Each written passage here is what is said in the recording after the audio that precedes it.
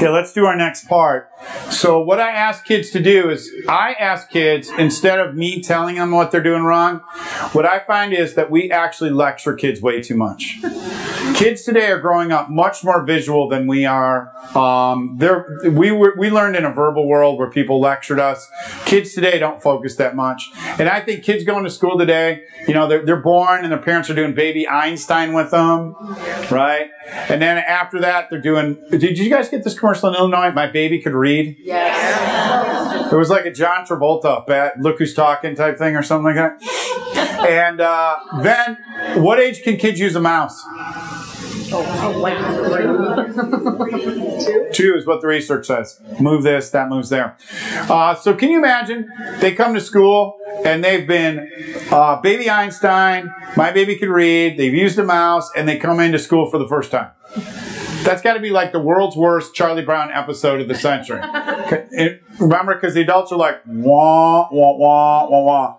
Okay, and the kid's like, lady, you got a mouse I could click and move you on or something like that.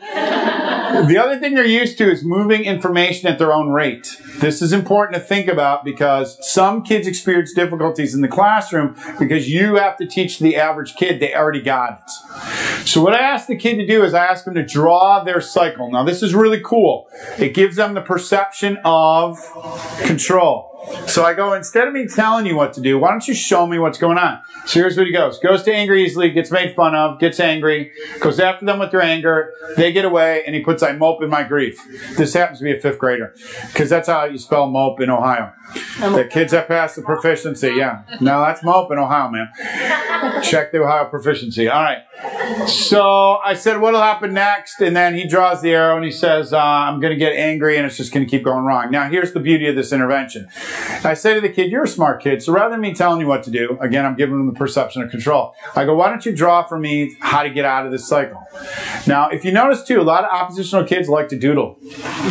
They're drawers. So drawing tends to work for them. So here's what he does.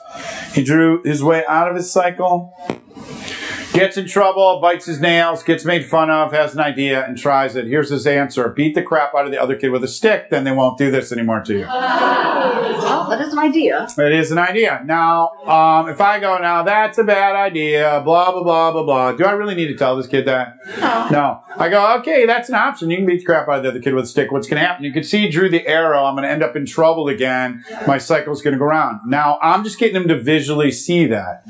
So he goes, oh, can I change this? So he starts scratching it out. You see where he scratched it out. Then he goes, can I do a different one? I go, sure, just go ahead and do a different one. Here's what he drew. Bite his nails, gets made fun of, ignores it, and then she ends up getting in trouble. Much better. Much better. Now, that answer came from him, which gives him the perception of control. Now, what happens is, here's what I do. Mom has him, dad has him, teacher has him. If he's starting to get upset, we clue him like this. That signal means you're starting to get into your cycle. Think about the way you plan to get out of it. Now, I could have 10 kids and give them each this secret signal. It means something different to each kid because they know how they plan to get out of their cycle. Okay, so it's a different way to do it. It's visual, better concept for a lot of these kids that are having those struggles.